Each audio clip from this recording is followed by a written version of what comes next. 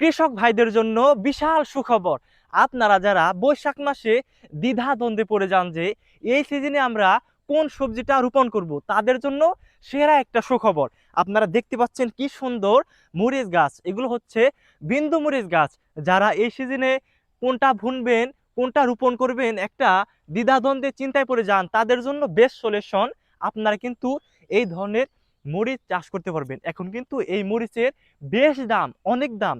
আপনারা এই সিজনে ভুট্টা সহ বিভিন্ন ধরনের যে ফসলগুলো এই সিজনে হয় না বা হলেও তেমন লাভজনক না, আপনারা কিন্তু এই ধরনের মরিচ বুনতে পারেন। এই ধরনের মরিচ বুনলে কিন্তু অল্প খরচে আপনারা বেশ লাভবান হতে পারবেন।